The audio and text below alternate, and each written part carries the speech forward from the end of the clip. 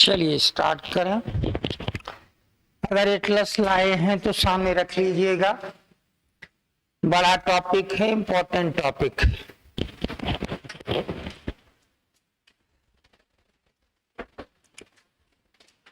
China एक कानून लाया है, उसके तहत उसके देश में जितने भी नस्ली समूह हैं, रेशियल ग्रुप्स, एथनिक ग्रुप्स, उन सब के लिए अब एक जैसे नियम कानून बनेंगे। तो ये क्या है और ये सब चीजें क्यों हो रही हैं, ये बड़ा टॉपिक है। तो इसी पे आज हम लोग चर्चा करेंगे कि उसने ये नियम आखिर कैसे लागू किया है, भारत पर इसका क्या असर होगा, चीन पर क्या असर होगा, ये सारी चीजें। हम जानते हैं चीन एशिया का सबसे बड़ा देश है, हमारा पड़ोसी है, और सिर्फ पड़ोसी ही नहीं है, सबसे बड़ा राइवल भी है। वो बात अलग है कि हमारे राजनीतिक दलों में चीन को राइवल नहीं बताया जाता है, पड़ोस में मरियल सा पाकिस्तान है, उसी को राइवल बताते। अब आप अगर घर में अपने टॉपर से कंपैरिजन में अपना स्कोर बताएंगे तो घर वाले पूछेंगे उसके इतने क्यों हैं, तुम्हारे इतने ही क्यों रह गए। तो किसी सबसे कमजोर स्टूडेंट का बता दीजिए, अपने आप समस्याएं खत्म हो जाएंगी। उससे तो एक नंबर आगे ही है ना, बस बात खत्म। तो जरा सा इस चाइना को देखने की कोशिश करेंगे हम लोग आजकल। ये करीब 1 करोड़ वर्ग किलोमीटर इसका क्षेत्रफल है इस चाइना का, 1 करोड़ स्क्वायर किलोमीटर। और भारत की तरह ये भी बहुत पुराना देश है। जैसे भारत ने दुनिया को बहुत कुछ दिया है, इसने भी दुनिया को बहुत कुछ दिया है। इसने बहुत पहले दुनिया को, आजकल जो सिविल सर्विस के एग्जाम चल रहे हैं, उस सिविल सर्विस के एग्जाम की प्रणाली इसी ने दी है, कागज इसी ने दिया है, और बारूद भी इसी ने दिया है, सिल्क भी इसी ने दिया है।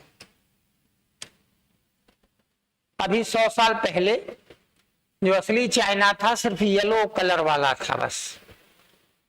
ये सब बाकी कब्जा किया हुआ है। 100 साल पहले की ये स्थिति थी। तो थोड़ा इसको समझेंगे। दुनिया का बड़ा देश है, यहाँ अनेक राजवंश समय समय पर आए, उन्होंने दुनिया को बहुत कुछ दिया। इसमें एक ये सिल्क रूट भी है, ये लाल लाल लाइन। हमारे यहाँ भी इससे बड़ी समृद्धि आई, बड़ा पैसा आया। चाइना जो भी सामान तैयार करता था इसके द्वारा यूरोप भेजा करता था। हमारे पूर्वज, 1500 साल पुराने पूर्वज बहुत बुद्धिमान थे, बड़े समझदार थे। उन्होंने एक इस तरीके से उत्तरापथ 2500 साल पहले बना लिया था, और जाके यहीं काबुल कंधार में सिल्क रूट से मिल जाते थे, और इन सामानों को लेकर फिर खुद पहुंचाया करते थे, या इन सामानों को लेकर तब यूरोप को पहुंचाते थे। ये बहुत पैसा हमको दिलाता था। हमने उससे सिल्क बनाना भी सीख लिया था, उससे बहुत पैसा हमारे पास आता था। चाइना की असली बाउंड्री जरा देख लीजिए। आज दुनिया के 14 पड़ोसी देशों से, जो उसके पड़ोस में है, सबसे वो लड़ा करता है। ये भी हमारा है, ये भी हमारा है, ये भी हमारा है। रूस तक से लड़ चुका है, ये भी हमारा है। लेकिन हकीकत में अगर आपको ये लाइन दिख रही है तो ये चाइना की ग्रेट वॉल है। करीब 2000 साल तक लगातार बनी है, 2000 साल है। ये ग्रेट वॉल अशोक के समय से बनना शुरू हुई थी और लंबे समय तक बनती ही चली। बाकी इसके विषय में आप जानते हैं, जान लीजिएगा नेट से, कि काफी लंबी चौड़ी वाल है, बहुत लोगों की जान गई है। ये वाल बनाई ही इसलिए थी चाइना ने, अगर थोड़ा सा ध्यान से देखेंगे कोई देश अपनी वाल अपने देश के बीचों बीच थोड़ी बनाएगा, अपनी बाउंड्री पे ही बनाएगा। इसने भी बाउंड्री पे ही बनाई थी क्योंकि असली चीन इतना ही था। और इस तरफ से लोग अटैक करते थे और इस तरफ से अटैक करके सिल्क रूट को खतरा पहुंचाते थे। इससे चाइना को नुकसान होता था, इसलिए ये वाल बनाई गई थी। तो जो ये ग्रेट वॉल है ये चाइना की पहचान बन गई। राजवंश आते जाते रहे, इसका भी तमाम हिस्सा टूटा। एक इस तरीके की बातें कही जाती थी कि स्पेस से अगर कोई चीज दिखती मनुष्य द्वारा बनाई तो यही दिखती रही, लेकिन जब चाइना के एस्ट्रोनॉट्स स्पेस में गए तो उन्होंने मना कर दिया, नहीं दिखती। ये मतलब एक चीज है कि कम से कम वो सच का सामना करने को तैयार रहते, झूठे भुलावे में नहीं जीते, सच का सामना। जैसे अब मान लीजिए एक अक्षर कोई न पढ़े और घर वालों को भुलावे में रखे, तो बड़ी अच्छी स्थिति है मेरी, तो कुछ तो पढ़ना होगा आपको। तो इतना तो उनमें है। बाद में समय बीता, चाइना में एक मंचू नाम का राजवंश हुआ करता था, बहुत कमजोर राजवंश था। चाइना की दुर्गति हमसे भी ज्यादा हुई, भारत से भी ज्यादा। तो उस स्थिति में चाइना के अलग अलग इलाकों पर USA, Russia, Germany, Japan, Britain, France सब अपना अधिकार क्षेत्र बना के उसका शोषण करते थे। ये पूरा इलाका जापान के अधिकार क्षेत्र, यहाँ जो भी करेगा जापान करेगा। उसका ये इलाका तो अक्सर मंचूरिया के नाम से जापान कब्जे में कर लेता था। तो उस परिस्थिति में चाइना की बड़ी दुर्गति थी। 1911 तक चाइना भारत से भी ज्यादा पिछड़ा हुआ देश था। वहां बहुत बाढ़ आती थी, जनता बहुत पिछड़ी हुई थी, खेती ही जीने का एकमात्र साधन था, इस प्रकार की तमाम चीजें। लेकिन चाइना में धीरे धीरे सुधार हुआ। वहां एक नेता है जिनको हम लोग बोलते हैं सन यात सेन। उन्होंने चाइना को जगाने की कोशिश की। ये वहां के लिए वही रोल प्ले कर रहे हैं जो राजा राम मोहन राय भारत के लिए कर रहे थे। बस अंतर ये था कि इन्होंने थोड़े समय तक एक छोटे से इलाके पर शासन भी किया। इनका उत्तराधिकारी जो व्यक्ति बना वो एशिया का बड़ा चर्चित इंसान था, चियांग काई शेक। ये 1926 टू 49 तक चाइना का शासक रहा। चियांग काई शेक ने ही इन सारे इलाकों को चाइना में मिलाया है। ये जो इलाके, यानी चाइना का ये येलो के अलावा जो हिस्सा है डार्क येलो, ये भी 100 साल पुराना नहीं है चाइना में, ये बाद में मिलाया गया। बाद में चाइना में एक होम वार हुआ, एक कम्युनिस्ट पार्टी आ गई जो आज भी सत्ता में है। माओ जेडंग वहां का शासक बन गया। उसने चियांग काई शेक को भगा दिया, वो चला गया यहाँ ताइवान और चाइना पे खुद कब्जा कर लिया। अब माओ के समय से चाइना का एक्सपेंशन शुरू हुआ। कहने को तो माओ खुद को कम्युनिस्ट कहता था, अभी भी वो लोग सी जिनपिंग कम्युनिस्ट पार्टी से ही है। वो लोग तो युद्ध को भी बुरा मानते हैं कि गरीबों के बच्चे कटते मरते हैं, अमीरों के तो सिर्फ स्वार्थ पूरा होते, उनको नया बाजार मिल जाता है शोषण के लिए। ये कम्युनिस्टों की सोच, उनको तो युद्ध से वैसे भी बचना चाहिए। लेकिन वो क्या कर रहा था माओ ने, ध्यान देंगे, पहले ये इलाका छीना सिंकियांग, फिर अगले साल ये इलाका छीन लिया तिब्बत। अब चाइना ये भी है, ये भी है, ये भी। फिर धीरे धीरे ये सब मंगोलिया के अंदर के इलाके पर भी कब्जा किया। तब चाइना का ये वाला मैप तैयार हुआ जो आप देखते हैं। वैसे थोड़ा सा ध्यान रखेंगे कि चाइना मूल रूप से हान लोगों का देश, जैसे हम अपने आप को मेडिटेरेनियन बोलते हैं, भूमध्य सागरीय बोलते हैं, कॉकेसाइड भी कह सकते हैं, तो चाइना मंगोलाइट्स रेस का देश है, वो अपने आप को हान कहते हैं, और वहां की जो लैंग्वेज है वो मंदारिन है, जिसको हम लोग अक्सर चाइनीज बोल देते हैं। 95% किसी जमाने में ही हान, ऐसे 90 तक होते थे, बढ़ा बढ़ाकर चाइना ने बाकी लोगों को धीरे धीरे धीरे धीरे कुचल कर साफ करके अपनी संख्या 90% प्लस तो आज कर ही ली। ये लोग कम्युनिस्ट हैं, कम्युनिस्ट भारत में भी रहे हैं, अभी भी हैं, लुप्त प्राय प्राणी के रूप में। तो जब भारत आजादी के करीब था तो कम्युनिस्ट कहते थे भारत 18 राष्ट्रों का समूह है, 18 नेशन, भारत को 18 राष्ट्रों में बांट देना चाहिए। फिर उसके बाद ये लोग ये बहुत ज्यादा जोर देते हैं कि अगर कोई कह रहा है कि तमिल हमारा एक राष्ट्र है तो उसको मानना चाहिए, उनको ऑटोनॉमी देनी चाहिए। इस तरीके की बातें भारत के लिए बोलते हैं। खुद चाइना में क्या करते हैं जरा इसको देख लीजिए। खुद चाइना में जब इस पे कब्जा किया तो यहाँ हान लोगों को जबरदस्त तरीके से बसा दिया। अब तो इनके आंकड़े भी सामने नहीं आ पाते हैं। चाइना और शेष दुनिया के बीच में एक कर्टन लगा हुआ है, इसको बंबू कर्टन बोलते हैं। जैसे नॉर्थ कोरिया और शेष दुनिया के बीच में एक कर्टन है, इसको आयरन कर्टन बोलते हैं।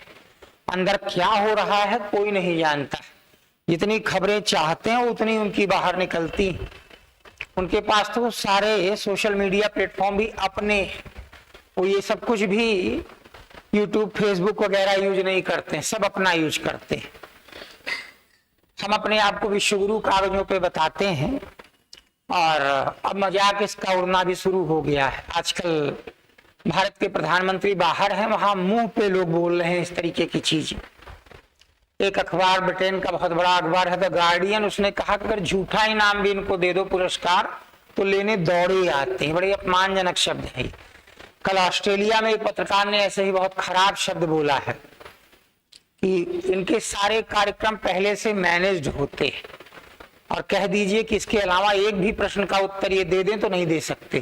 ये देश की अच्छी छवि नहीं है, सब लोगों का स्तर वो नहीं है। तमाम लोग बहुत समझदार हैं और तमाम लोगों ने इस देश की छवि को बहुत अच्छा बनाया है। तो समस्या बस वही आ जाती है। इसीलिए जो राजनीतिक दलों की भक्ति करते हैं, किसी भी राजनीतिक दल की या वर्तमान के किसी भी नेता की, तो मैं उनसे कहता हूं कभी आपका दिमाग स्टिल टू बी ग्रोन, इसको अभी भी बढ़ना बचा है, अन्यथा आपके पास समझ कुछ नहीं। अगर इनमें से भी कोई आपको पसंद है तो आपके पास कोई समझ नहीं। तो उस स्थिति में यहां उसने ढेर सारे हान लोगों को बसा दिया। तिब्बती अब अल्पमत में हो गए। 1959 में तिब्बतियों के धर्मगुरु दलाई लामा भागकर भारत चले आए। उनको हमने धर्मशाला हिमाचल प्रदेश में शरण भी दी है। 50,000 के आसपास वो लोग हैं। अपनी एक काम चलाऊ सरकार भी चुनते हैं हर साल। दलाई लामा तो रिलीजियस लीडर है ना, सरकार का अलग पीएम होता है जो दलाई लामा के दिशा निर्देशों के तहत काम करता है। चाइना ने जब ये सिंकियांग पे कब्जा किया और ये तिब्बत पे कब्जा किया तो उसी के बाद उसको लगा कि दोनों को सड़क मार्ग से जोड़ना चाहिए। तो अब सड़क मार्ग से कैसे जोड़े वो, तो उसने भारत का लद्दाख का क्षेत्र भी अपने कब्जे में किया जिससे कि सड़क लेकर जा सके। यही है लद्दाख पर कब्जे की कहानी। ऐसे जोड़ने के लिए तो अब चाइना ऐसा क्या कर रहा है। चाइना पहले दिन से 1949 के बाद तो खास तौर पर हर क्षेत्र में हाल लोगों को बसा रहा है। जैसे हमारे यहाँ हिंदी के ही अनेक रूप है। हिंदी के पास 22 बोलियां हैं। जो कानपुर में बोली जाती है हिंदी, वो बलिया में नहीं बोली जाती है। वो अलग बोली है, ये अलग बोली है, लेकिन फिर भी हम कोशिश करते हैं कि सब बनी रहे, सब फूलें फलें। चाइना ऐसा नहीं करता। उसने मंदारिन के लिए एक ग्लॉसरी, एक जो है ग्रामर बना के पूरे चीन पे थोप दिया है।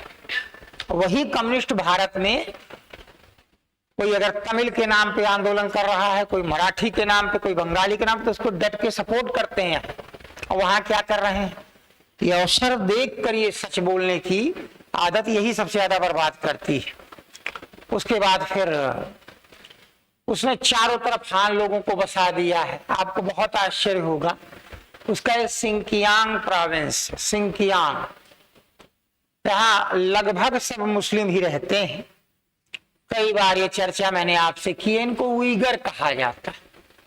इनकी दुर्गति कर डाली है चाइना ने। इधर आप देखते हैं सेंट्रल एशिया के वो देश जैसे कि ऊपर कजाकिस्तान, फिर उज्बेकिस्तान, किर्गिस्तान, ताजिकिस्तान, ये सारे देश सब मुस्लिम रहते। चाइना ने यहाँ इतना जबरदस्त इनका दमन किया है कि ये कोई नाम के आगे मोहम्मद नहीं लगा सकते हैं। शायद मस्जिद भी अब उस इलाके में कोई नहीं रह गई है, क्योंकि आयरन कर्टन बना रखा है तो दुनिया के सामने खबर भी नहीं आ पाई। और कुरान वगैरह भी जनरली घरों में नहीं मिलती।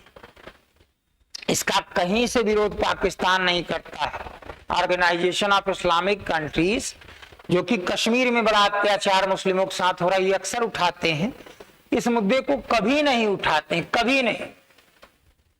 अब आप कल्पना करिए, अमेरिका, यूएसए, अभी उसने 2 दिन पहले भारत में मानवाधिकार का बड़ा दमन हो रहा है ये मुद्दा उठाता है। अभी ऑस्ट्रेलिया में प्रधानमंत्री के सामने ह्यूमन राइट्स का बड़ा दमन हो रहा है। इस तरीके से जबरदस्त लोगों ने विरोध प्रदर्शन किया। मैं प्रधानमंत्री का स्वागत करो इसके पक्ष में नहीं हूं, क्योंकि बहुत स्वागत लायक व्यक्तित्व, मुझे तो उनका नहीं समझ में आता है, लेकिन भारत के खिलाफ अगर आप कोई बात बोलोगे, ये बात तो नहीं समझ में आती। भारत में मानवाधिकारों का अगर आपको दमन दिख रहा है, ह्यूमन राइट्स का, निश्चित तौर पे बड़ा देश है, छोटी मोटी घटनाएं लगातार होती हैं, बड़ी घटनाएं भी हो जाती हैं, शर्मनाक भी हो जाती। लेकिन जनरली 2-4 मुख्यमंत्रियों को छोड़ दिया जाए तो जनरली कोई खुद इन्वॉल्व नहीं रहता है। 2-4 हैं जो इसी को वाहवाही समझ लेते हैं, वो एक अलग बात है। लेकिन इस तरीके से अगर प्रधानमंत्री जाए और ऑस्ट्रेलिया में कहें कि भारत ह्यूमन राइट्स का दमन कर रहा, तो थोड़ा सोचने की बात है कि भाई हम 1 मिनट के लिए तुम्हारी बात मान लेंगे, एक बार इसके लिए भी तुम ऐसे ही बोल दो। वहां कोई नहीं बोलता है। और जब आप सच बोलते हैं तो क्या होता है मालूम है? जैसे शुरू में आपको लगा होगा ये आदमी कम्युनिस्टों का विरोधी लग रहा है, नहीं इस वाली पार्टी का समर्थक लग रहा है। 2 मिनट बाद आपको लगा नहीं ये आदमी तो इस पार्टी का भी समर्थक नहीं लग रहा है, इसने तो हमारे जो है महामानव को ही बुरा कह दिया है। तो सच होता ही ऐसा है, वो छोड़ता किसी को नहीं। जो सच बात है वो बताई जाती है, इसीलिए वो किसी आजकल के राजनीतिक दल का कभी प्रिय हो ही नहीं सकता, क्योंकि कोई सच पे नहीं। तो यहाँ बहुत ज्यादा दमन होता है, इसकी कोई चर्चा दुनिया किसी देश में नहीं होती। 5 साल पे एक बार अमेरिका की रिपोर्ट में निकलता है, भारत का तो हर साल निकलता है। मैं स्वीकार करता हूं इस बात को कि कहीं कहीं कुछ मूर्ख टाइप के लोग ऐसी हरकतें कर देते हैं जिसके अच्छे इंप्रेशन नहीं पड़ते। लिंचिंग वगैरह के केस से हमेशा हमारी दुनिया में छवि खराब होती है, लेकिन पूरे भारत में सिर्फ दमन ही हो रहा है। तो ऐसा तो हमारे यहाँ नहीं होता है कि हजारों का झुंड जो है वो कहे कि हमारा देखिए इतना दमन कर दिया गया। पाकिस्तान के उस इलाके में जिसको हम पीओके कहते हैं, इस समय वहां के लोग जबरदस्त नाराज हैं वहां की सरकार से, सड़कों पर उतरे हैं। अभी कुछ दिन पहले गोली मारी गई, 35 लोगों को सेना ने गोली मार दी, बहुत बड़ी घटना है। हमारे यहाँ मणिपुर में संघर्ष चल रहा है, बीच बीच में कहीं और उपद्रव हो जाता है, लेकिन हमने तो नहीं सुना कि सेना ने 35 नागरिकों को गोली मार दी हो इधर इस जगह या उस जगह।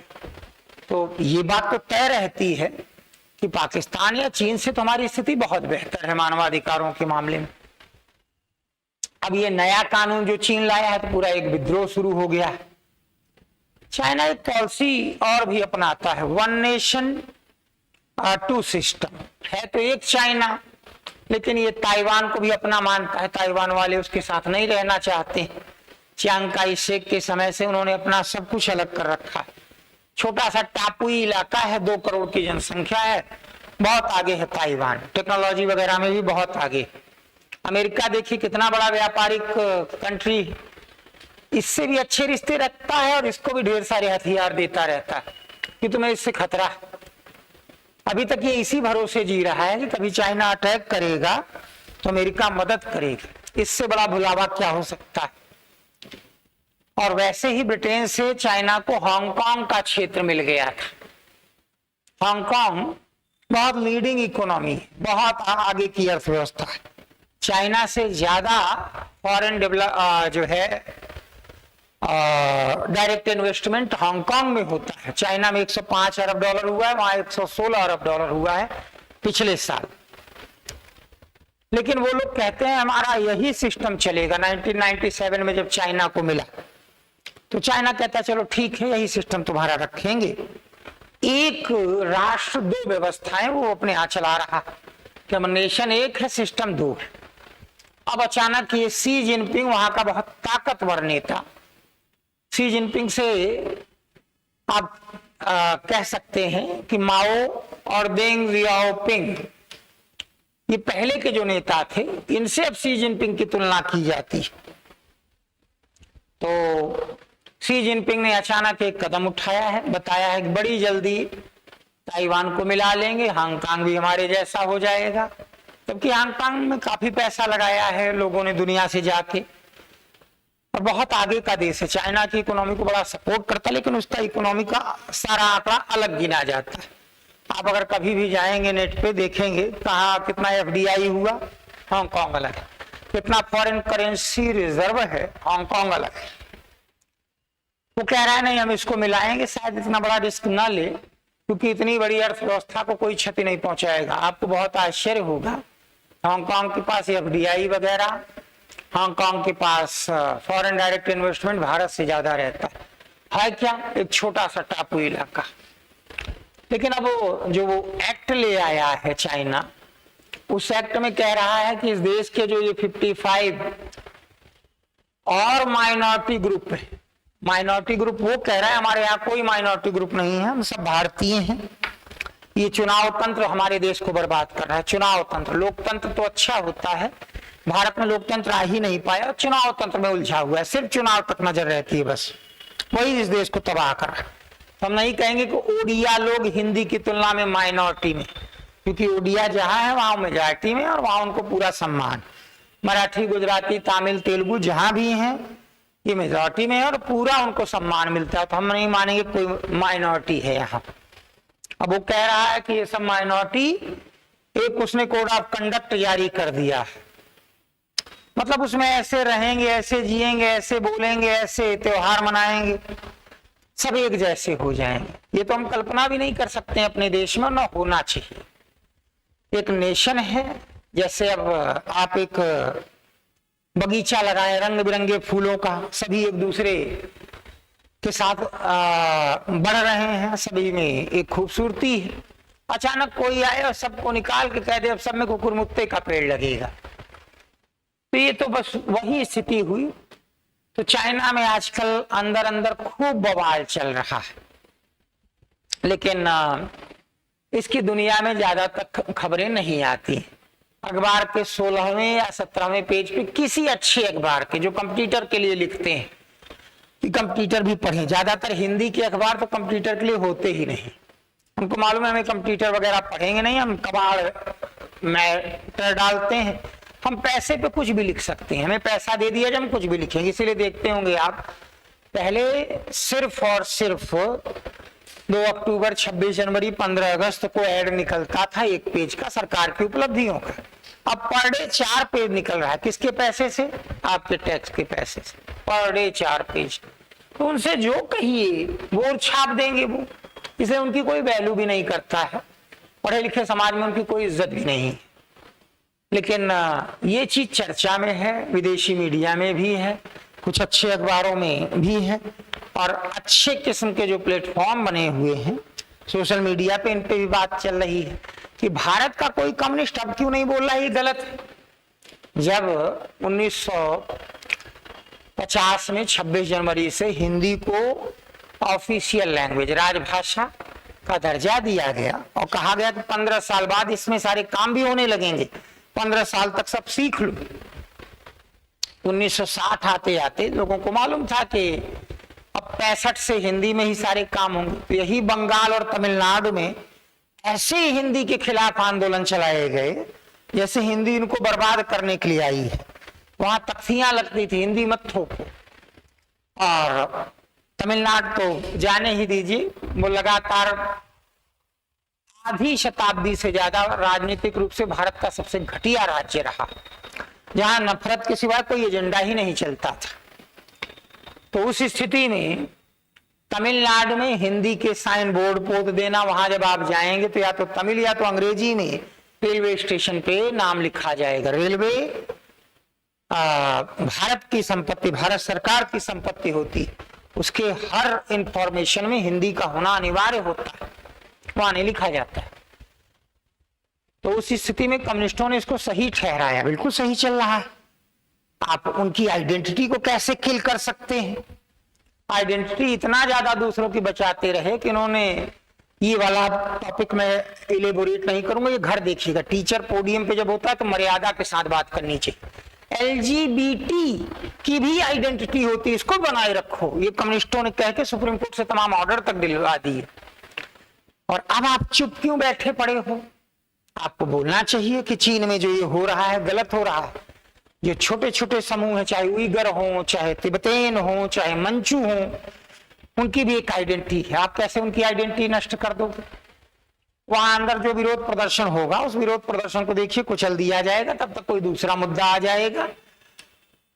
हमें इस बात की चिंता नहीं है कि चाइना अपने अंदर ये दमन कर रहा है, तो शुरू से ही वो कर रहे हैं।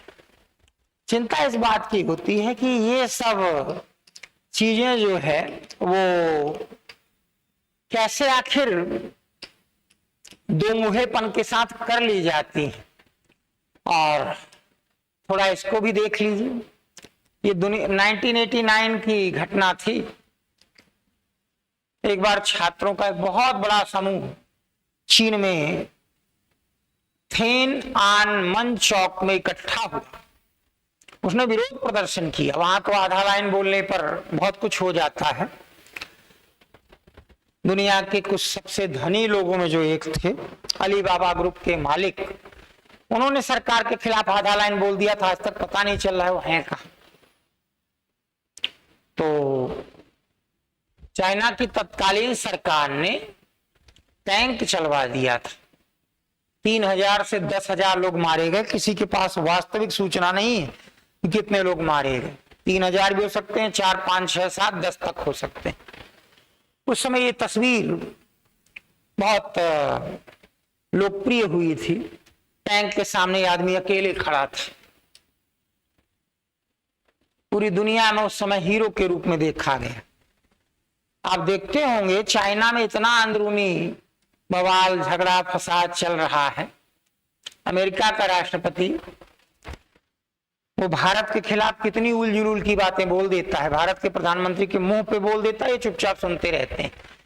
वो चाइना के खिलाफ आधा लाइन नहीं बोलता। उसके विदेश मंत्रालय में एक रिपोर्ट में भले कहीं 2 लाइन बीच में लिख दी जाए, वो नहीं बोलता है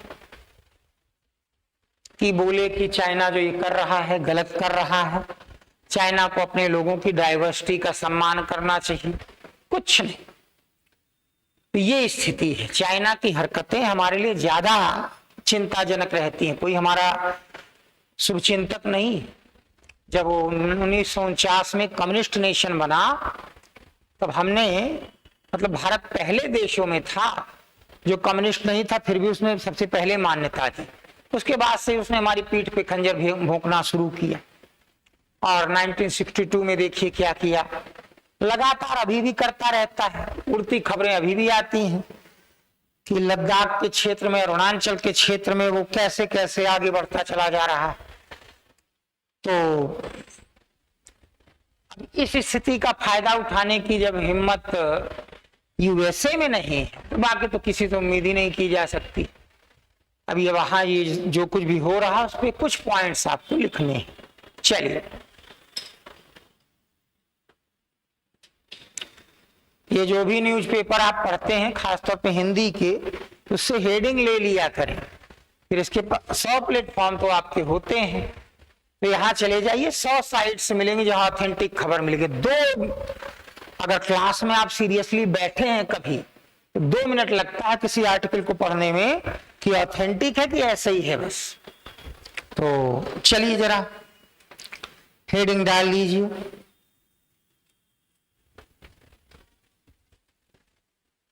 एथनिक यूनिटी एक्ट जैसे हम पूरे भारत वाले कॉकेसाइड या मेडिटेरेनियन है, कुछ आदिवासी थोड़ा पहले आ गए थे, वो थोड़ा डिफरेंट है, थोड़ा डिफरेंट है कुछ आदिवासी। इस पर कभी मेंस वाले बच्चों की किसी क्लास में मैं चर्चा कर दूंगा कि कितना पहले आ गए, कहां बस गए, थोड़ा डिफरेंट।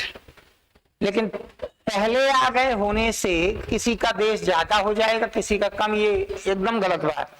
अब अगर ये सिस्टम चले तो ट्रेन में जो जनरल कोच में पहले ही गमछा बिछा के लेट जाए तब तो कहे कोच मेरा है। तो सिस्टम होता है भैया, हर चीज का सिस्टम होता है। अगर ये इलाका एक जंगल था, आपके पिताजी या दादाजी ने आके यहाँ एक जमीन बनाई, कुछ खेती की और इसको इस लायक बनाया कि 40 और लोग आ सके यहाँ, तो आपके पिताजी का हक यहाँ दूसरों से कम नहीं बनेगा।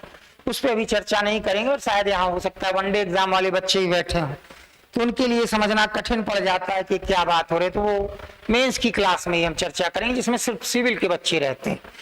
चलिए, चीन का एथनिक यूनिटी एक्ट 1 जुलाई 2026 से लागू, implemented since July 1st, 2026।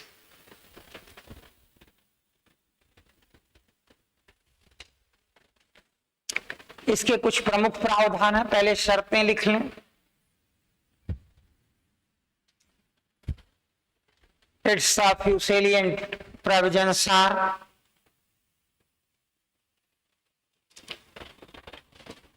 Mandarin को स्कूलों में अनिवार्य बनाना। अब हम कह रहे हैं कि तमिलनाडु के बच्चे को थोड़ी हिंदी भी आओ जाओ खाइए बैठिए इतना सीख लेना चाहिए। तो तमिलनाडु का इस समय तो खैर वहां के मुख्यमंत्री उम्मीदें जता रहे हैं, कुछ उनसे उम्मीदें हैं। अभी फिलहाल मैं निष्कर्ष नहीं निकाल पाऊंगा। उम्मीदें तो नितिन गडकरी से भी बड़ी हुआ करती थी, तो बहुत जल्दी ट्रेलर देख के फिल्म का अंदाजा ना लगाया करिए। और सबसे ज्यादा उम्मीदें तो 14 के पहले कहीं और हुआ करती थी। उसका सबसे बड़ा दोषी तो मैं ही हूँ। यहाँ मैंने नंबर लिख दिया था, एक बैठता नहीं था जूस पीने की शर्त दोस्तों से लगाता था। अच्छा बताओ, जैसे आप में से कोई कानपुर के कलेक्टर से जूस पी के दिखाऊं तो आप हंसेंगे, यार कलेक्टर जूस पिलाएगा तुम्हें, दिखाता हूं। और बैठ जाए कहीं बेहोश होके, अब हम अनशन करेंगे तो कलेक्टर आके एक गिलास जूस पिला दे, सरकारी पैसे जूस पी के चला गया ना। तो इसने जब आंदोलन शुरू किया था तो ऐसे मुझे भी लगता था देश बदल जाएगा। एक नंबर में ऐसे बोर्ड पे लिख दिया करता था, सब इस पे मिस कॉल मारो, 20 करोड़ नंबर हो जाएंगे तो लोगों को पता चलेगा हम 20 करोड़ भारतीय भ्रष्टाचार खत्म करना चाहते। अरे बाद में पता चला कि ये तो भेड़िए की खाल में चूजा निकला। तो बहुत ज्यादा निष्कर्ष नहीं निकालते इतनी जल्दी। तमिलनाडु के मुख्यमंत्री से अभी उम्मीदें हैं, लेकिन फ्यूचर में भी उम्मीदें पूरी करें तब हम उनके साथ कहेंगे हाँ तुम एक अच्छे आदमी, तुमने नफरत कहीं नहीं फैलाई। और नफरत कोई भी फैला रहा है, यहाँ यूपी में फैला है चाहे तमिलनाडु में, अंत में आ ही जाएगा अपने रंग में। इसको बहुत अच्छे तरीके से ध्यान रखिएगा। तो अब देखिए, हमने कहा कि थोड़ा हिंदी सीख लो तमिल वालों के लिए, और हम अपने स्कूलों में तो तमिल थोड़ी सिखा देंगे बच्चों को। 10th तक कितनी कि वहां जाएं तो हम कुछ तो तमिल में बोल सके, और वो इतनी सीख लें। उनके यहाँ तो ढेर सारे लोग रामेश्वरम के लिए जाते हैं, तो उनसे तमिल में बात कर लें तो मुझे तो नहीं लगता कोई बुरी बात है। अगर कोई एक तमिल की क्लास ऐसी चलती हो कि 2-3 शब्द ही पढ़ ले तो साल भर में 1000 शब्द हो जाएं। आपको मालूम है एक एवरेज आदमी अपनी भाषा से 3000 शब्द बोलता है। एक एवरेज आदमी अपनी भाषा से 3000 शब्द बोलता है। जो थोड़ा लिटरेरी पर्सनालिटी होते हैं वो थोड़ा 100, 200, 500 एक्स्ट्रा शब्द बोल लेते हैं। कोई भी अपनी भाषा को पूरा नहीं बोलता। तो अगर हम लोग थोड़ी तमिल सीख लेंगे तो कोई आपत्ति नहीं। अगर बताया जाए कि इतने बजे से इतने बजे तक प्रतिदिन तमिल के 3 शब्द आपको सिखाएंगे तो हर व्यक्ति सीखेगा उसको। यहाँ कि थोड़ा जान लेंगे, अच्छी बात है भाई, बुरा क्या। अब वो कह रहा है सबको कि हर बच्चे को मंदारिन सीखनी होगी। मैं कह रहा हूं गलत नहीं कह रहा है भाई, उसकी नेशनल लैंग्वेज। तो फिर हिंदी सीखनी होगी, ये तमिलनाडु में गलत क्यों है? फिर कम्युनिस्टों को क्यों लगता है ये तमिलनाडु में हम थोप रहे हैं? और इसीलिए साफ होते चले जा रहे हैं। अगर कोई आपसे आए कहे प्रतिदिन 2 शब्द तमिल के सीखो, आप कहिएगा वेलकम, स्वागत है इसका। शायद उनके यहाँ बड़ा कम बोलते हैं, बहुत अच्छी बात है। कम से कम 150 तमिल के शब्द हमें मालूम होंगे, मैं कोई आपत्ति नहीं, हमारे ही देश की भाषा है भाई। लेकिन दो मुहेपन से आपत्ति है ना। यहां जो विरोध कर रहे हैं वहां वो चुप बैठे। लिखें, मंदारिन को स्कूलों में अनिवार्य बना दिया गया है। मंदारिन चाइनीज आप बोलते हैं, असली नाम मंदारिन है। जैसे एन आप बोलते हैं, असली नाम रेनमिन भी है, ठीक है, वहां के सिक्के का। अच्छा, ये लोग भी नाम बदलने में एक्सपर्ट है, ये भी खूब नाम बदलते रहते हैं। लेकिन एक अच्छी बात रहती है, ये कुछ नया बना के नाम बदल देते हैं। अब हम कानपुर का नाम कृष्णनगर रख दें तो कन्हैया से कानपुर बना है, बस उसी से हम समझ जाते हैं भैया कृष्णनगर मत रखो, कोई दूसरा बसा के उसका जो मना है वो नाम रखो। ये कानपुर से ही फेमस है।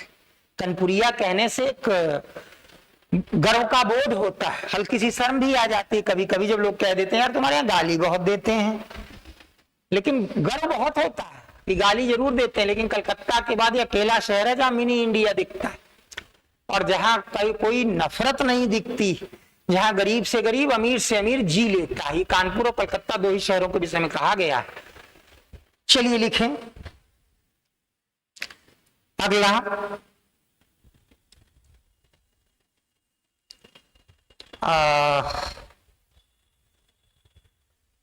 लिख लीजिए, एक भाषा एक जैसी परंपरा पर जोर दिया जा रहा है। Same language, same tradition are being promoted. इसे बच्चों, इसको प्री के लिए याद रखिएगा।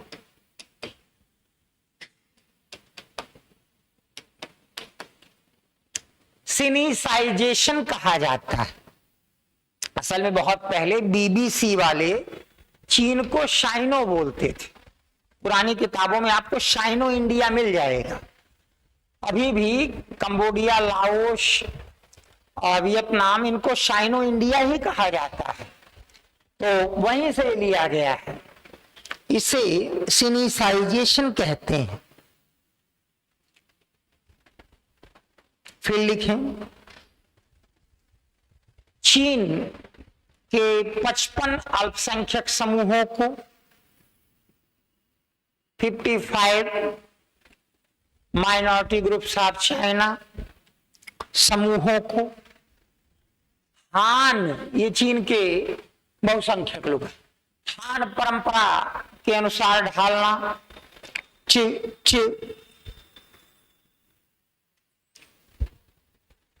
transform 55 minority groups of China into Han tradition. Han tradition bracket में लिख लीजिए, हान चीन का बहुसंख्यक समुदाय है। हान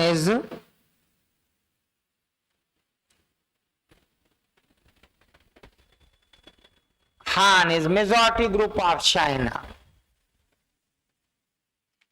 आलोचना, सांस्कृतिक गतिविधि और धार्मिक उत्सव पर अनेक प्रतिबंध लगाए गए हैं। Various restrictions have been implemented on critic cultural activity and religious practices.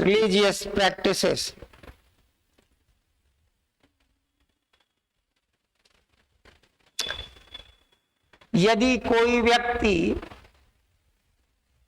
चीन का होते हुए भी चीन के बाहर रह रहा है, any Chinese who is dwelling in abroad, तो उस पर भी ये प्रावधान लागू होंगे। above said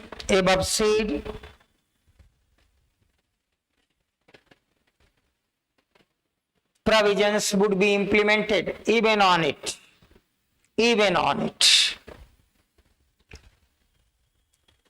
चीन में क्षेत्रीय स्वायत्तता को पूर्णतया समाप्त किया जाएगा. Regional autonomy would be completely removed in China.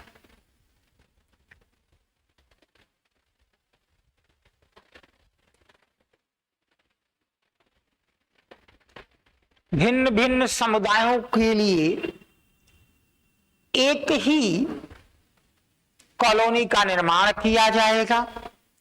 ये तो ठीक रहता है. अगर सब मिक्सअप होके रहते हैं ना तो इसमें बुराई नहीं है, फिर कट्टरता नहीं पनपती.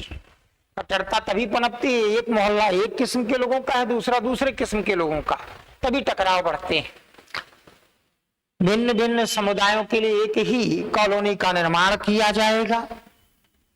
Same colony would be formed for different communities. अंतरजातीय विवाह को प्रोत्साहन दिया जाएगा. अंतरजातीय विवाह, इंटरकास्ट मैरिजेस, यहाँ कास्ट से तात्पर्य कोई उइगर है, कोई तिब्बतेन है, कोई हान है, उससे intercaste marriages would be promoted.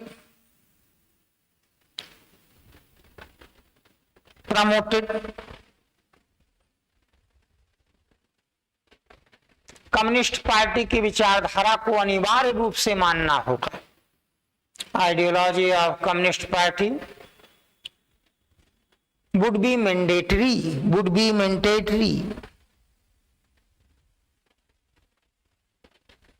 अनिवार्य रूप से लागू किया जाएगा.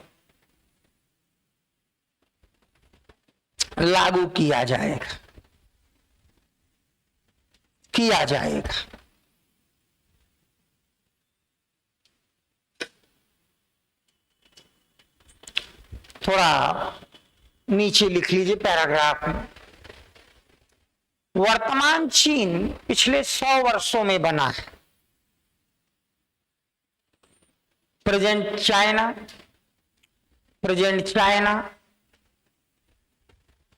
is formed in recent 100 years.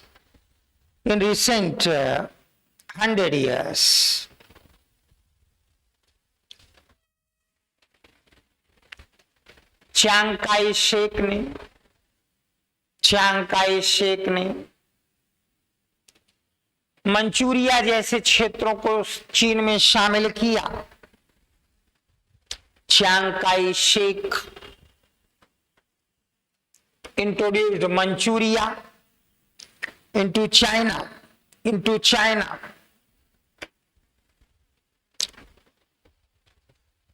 माओ के शासन में, यहाँ सबके शासनकाल भी लिखे हुए हैं.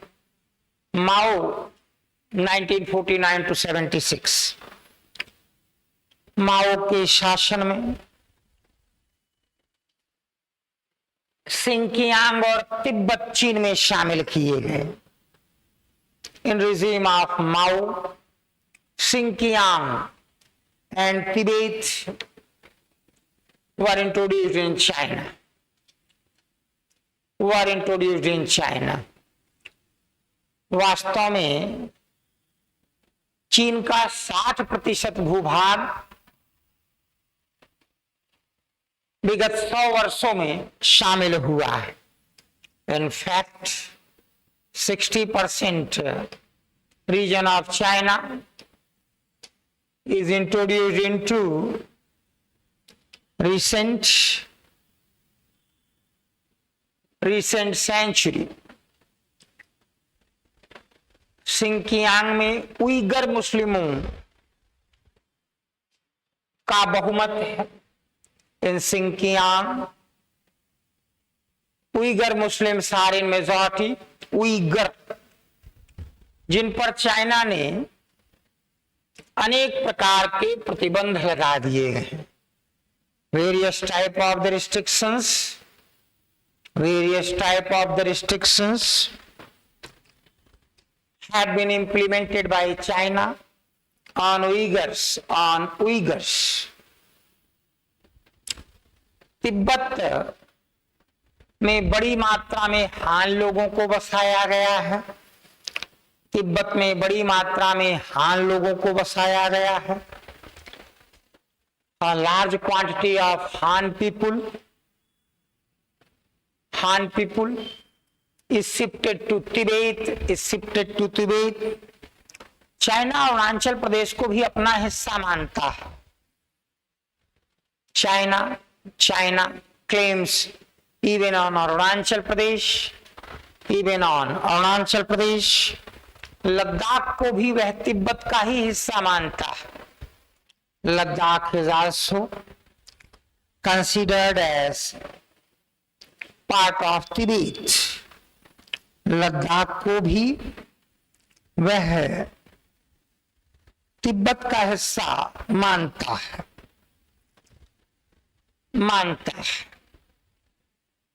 तिब्बत का हिस्सा मानता है। चीन 2049 तक एक चीन, वन चाइना की नीति की ओर बढ़ रहा है।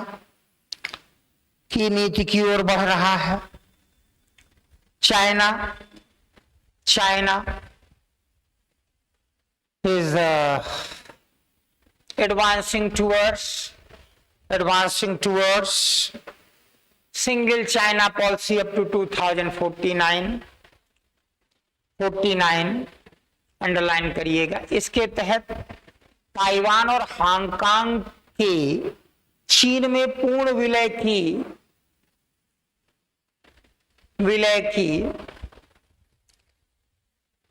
बात की जा रही है। इन विच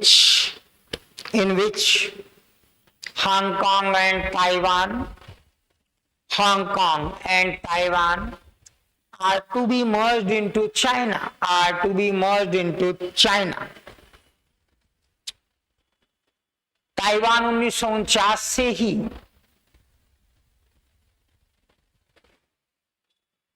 चीन से अलग है। Taiwan is isolated from China since 1949, परंतु मात्र 12 देश ही इसे असली चीन मानते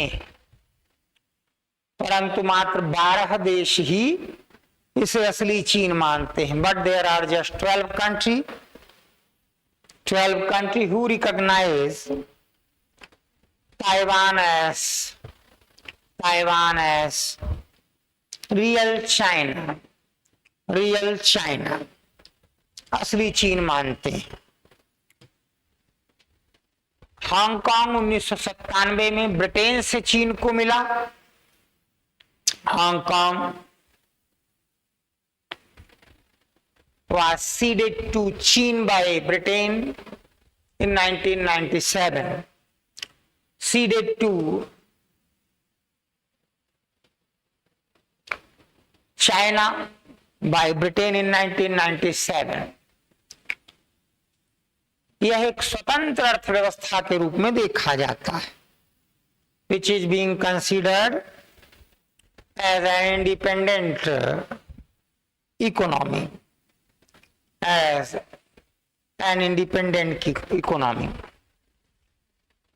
चाइना के अपने सभी पड़ोसी देशों से सीमा विवाद रहे हैं।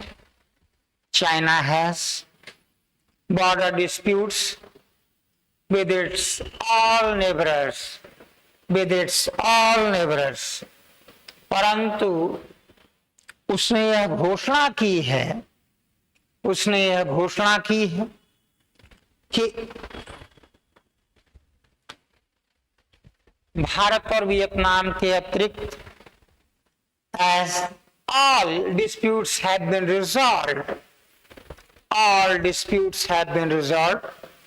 except with India and Vietnam, Bharat और वियतनाम के अतिरिक्त शेष सभी विवादों को सुलझा लिया गया है।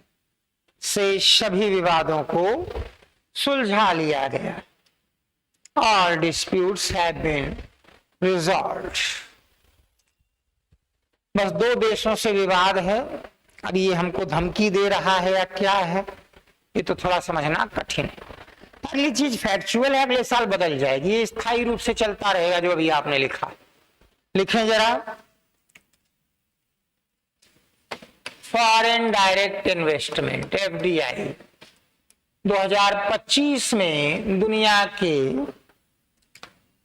किस देश में कितना एफडीआई हुआ, इसके आंकड़े जो है अंकटाड ने जारी कर दिए। संयुक्त राष्ट्र संघ की संस्था है United Nations conference on trade and development, ये आंकड़े ऑथेंटिक माने जाते हैं। तो पहले 10 देशों में भारत का नाम नहीं है जहां सबसे ज्यादा एफडीआई हुआ। जिनके नाम है वो लिख के 11वें नंबर पे भारत है, वो भी आप लिख लीजिए जरा। लिखें 2025 में जब कोई विदेशी आके देश में कंपनी स्थापित करता है या पहले चल रही कंपनी के 10% से ऊपर शेयर ले लेता है तो उसको एफडीआई बोलते हैं, फॉरेन डायरेक्ट इन्वेस्टमेंट। 2025 के फॉरेन डायरेक्ट इन्वेस्टमेंट के आंकड़े, फॉरेन डायरेक्ट इन्वेस्टमेंट के आंकड़े अंकटाड द्वारा जारी कर दिए गए। UNCTAD has released data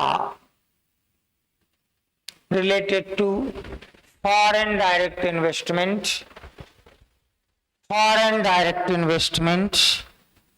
in 2025 UNCTAD ने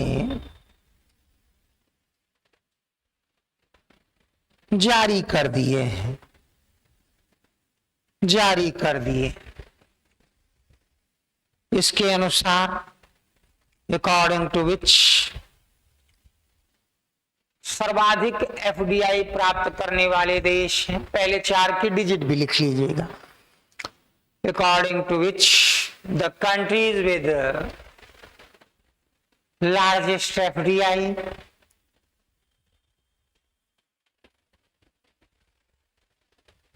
नंबर 1 यूएसए $277 अरब, 277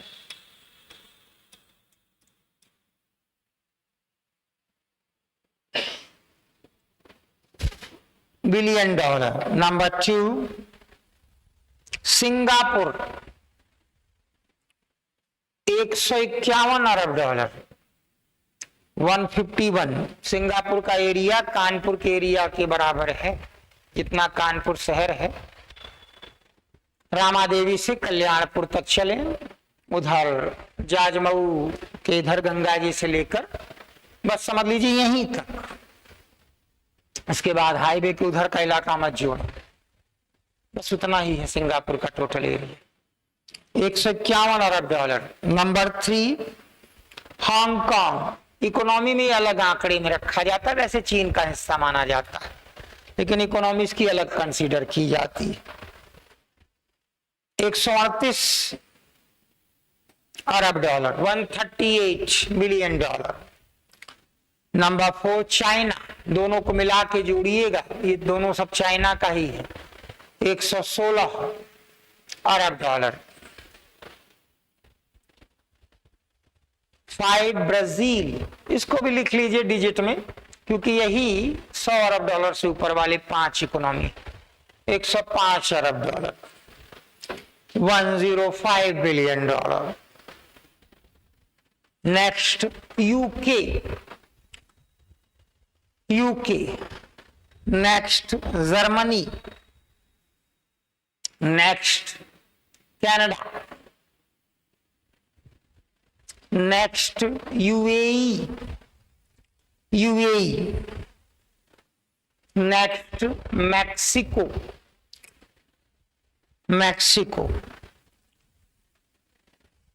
39 अरब डॉलर के निवेश के साथ भारत 11वें स्थान पर है। India is on 11th rank, with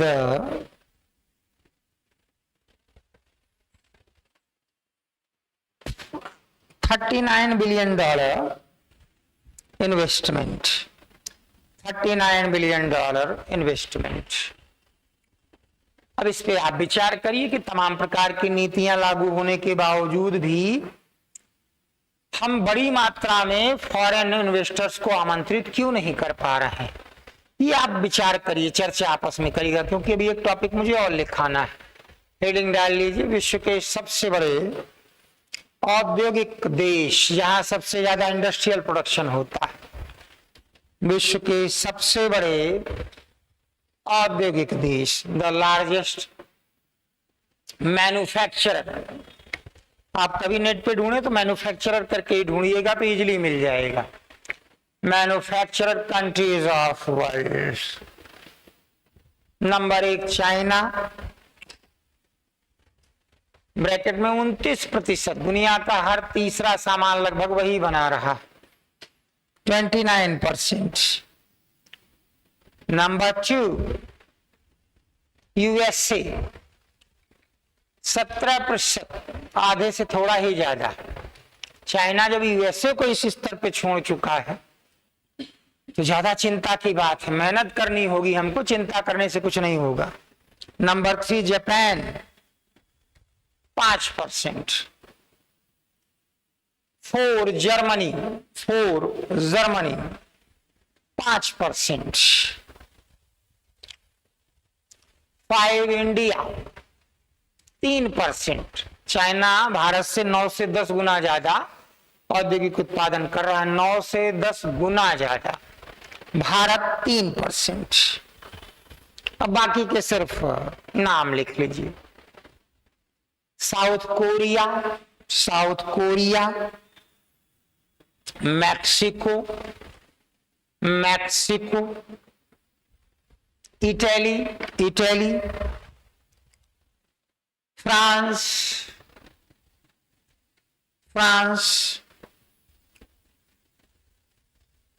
United kingdom. ये दुनिया के 10 सबसे बड़े औद्योगिक उत्पादक देश।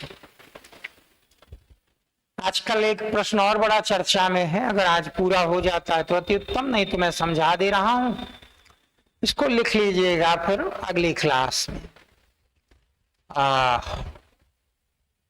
हेडिंग डालिए, अल्टरनेट वेटिंग एंड ड्राइंग।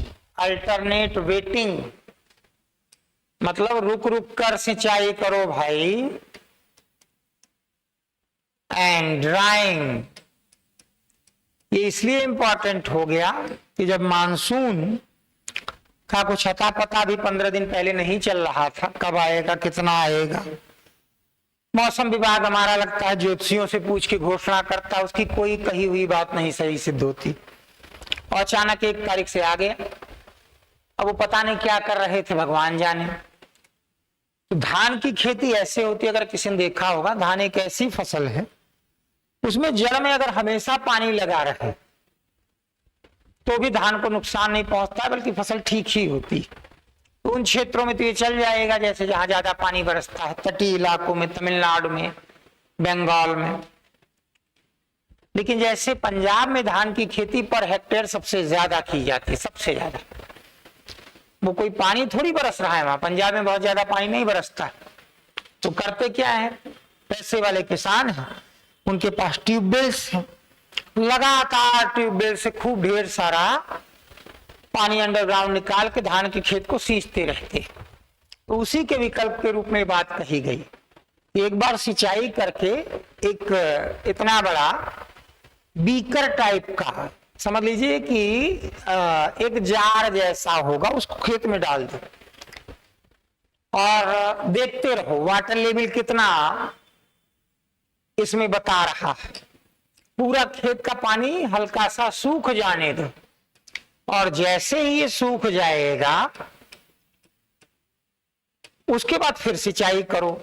ये बार बार जो है, ये क्यों ऐसा करते हो कि लगातार पानी से उसको डुबोए रखते हो? पानी की भी बचत हो जाएगी, जो नया सिस्टम है, और इस नए सिस्टम से न सिर्फ पानी की बचत होगी, बल्कि फसल पे भी कोई असर नहीं पड़ेगा। ये आप देख रहे हैं ना, इससे वाटर लेवल पता चल रहा है। और उसके बाद जो है जब वो सूखने लगे तो एक निश्चित लेवल पर आ जाए तो फिर सिंचाई शुरू कर दो। बीच में जो आप अनावश्यक रूप से पानी का खर्च बढ़ा रहे हो उससे आपको मुक्ति मिल जाएगी। तो इसकी आजकल बड़ी चर्चा थी, अब देखते हैं कितना इसको लोग अपनाते हैं। लेकिन जो प्रोग्रेसिव फार्मर है वो अपनाते हैं अक्सर इसको। आज नहीं, अगली क्लास में आप लिख लीजिएगा, तैयार करिए तब तक।